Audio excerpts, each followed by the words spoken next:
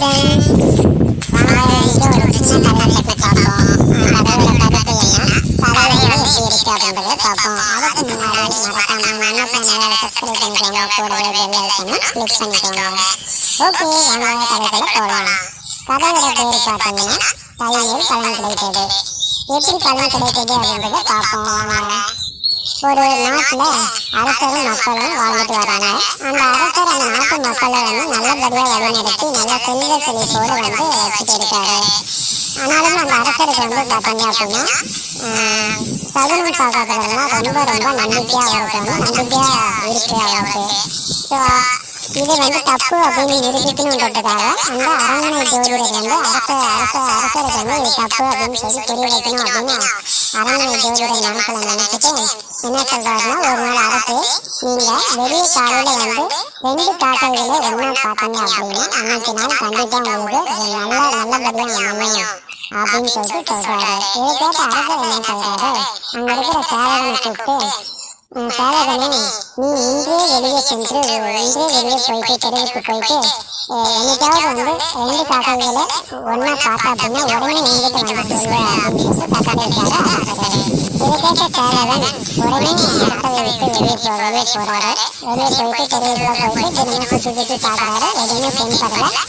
ஒரு நாள் காலையில அரண்மனைக்கு பக்கத்து வீட்டுல 2 காக்கைகளை ஒன்னா சேர்த்து பார்க்கறாரு சேவகன். பார்த்த உடனே அதனால இது நல்ல சகுனமாச்சு, கண்டிப்பா இன்னைக்கு நல்ல நாள் நமக்கு, கண்டிப்பா இன்னைக்கு நல்ல பதவியோட ஏதாவது நமக்கு கண்டிப்பா கிடைக்கும் அப்படின்னு சொல்லிட்டு மனசுல ரொம்ப மகிழ்ச்சியோட போயிட்டு அரசர்கிட்ட நடந்ததை சொல்றாரு. இதை கேட்ட அரசர் உடனே சரிவா நானும் வரேன் போய் பார்க்கலாம் அப்படின்னு சொல்லிட்டு அரசரும் கூடவே போறாரு. போய் பார்த்த உடனே காக்கா அதுக்கு முன்னாடி 2 காக்காகளும் பறந்து போயிட்டு அரசர் பார்த்து சேவகன் கேட்கிறாரு, எங்க சேவகனே இந்த காக்கா இருக்குன்னு சொன்னா சரி தானே அப்படின்னு சேவகன் சொல்றாரு, அரசு இங்கதான் இருக்கு, முன்னாடி பறந்து போயிட்டு போலாம் அப்படின்னு சேவகன் சொல்றாரு.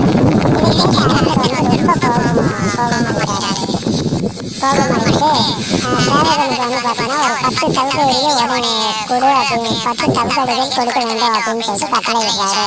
உடனே சேவகன் என்ன செய்யறாரு, ஐயோ அப்படின்னு சொல்லிட்டு ஒரு பக்கம் மனசுல பயமா இருந்து ஒரு பக்கம் சிரிச்சுட்டே இருக்காரு. அது அந்த தண்டனையை கேட்டு சிரிக்க ஆரம்பிச்சுட்டாரு. உடனே அரசருக்கு இன்னும் கோபமாகி இன்னும் 10 சவுக்கடிகள் சேவகனுக்கு கொடுக்க வேண்டும் அப்படின்னு சொல்லிட்டு உத்தரவிட்டாரு. இதை கேட்ட சேவகன், அரசு இன்று விடியகாலையில் அரண்மனைக்கு பக்கத்தில் இருக்கிற அந்த வீட்டுல நான் தானே 2 காலையில் ஒரு சேர பார்த்தேன், அப்படின்னா எனக்கு தானே அந்த பலன் கிடைச்சிருக்கும் அப்படின்னு சொல்லிட்டு சேவகன் சொல்றாரு. அதுக்கு தான் இந்த 20 சவுக்கடிகளா அப்படின்ற மாதிரி சேவகன் சொல்றாரு. அரசர் இப்பதான் புரிஞ்சுக்கிறாரு, நம்மளுடைய சகுனத்தை பார்க்கறது தப்பு அப்படின்னு சொல்லிட்டு புரிஞ்சுக்கிறாரு அரசர். அப்பதான் அரசர் உணர்றாரு, சகுனம் பார்க்கறது கண்டிப்பா தப்பு அப்படின்னு சொல்லிட்டு அரசர் உணர்றாரு. எப்படின்னா, நம்மள நிறைய பேர் பார்த்தோம்னா எங்கேயாவது வெளியில போறாங்க அப்படின்னா போனை கொடுக்கறது வச்சு இல்லை நாலு பேர் கொடுக்க வச்சு அப்படின்னா அந்த வேலைக்கு போறதே அப்படியே நிறுத்திடுங்க. ஓகேங்களா, அந்த இடத்துக்கு போறதே அப்படியே நிறுத்திடுங்க. அப்படிலாம் கிடையாதுங்க. ஸோ அதெல்லாம் தப்பு. இந்த கதையை நம்ம புரிஞ்சுக்கோங்க. மனசு தான் காரணம், எல்லாத்துக்குமே மனசு தான் காரணம். நல்ல மனசோட இருந்தீங்க அப்படின்னா கண்டிப்பா எங்க போனாலும் எல்லா காரியமும் கண்டிப்பா வெற்றி தான். ஓகேங்களா?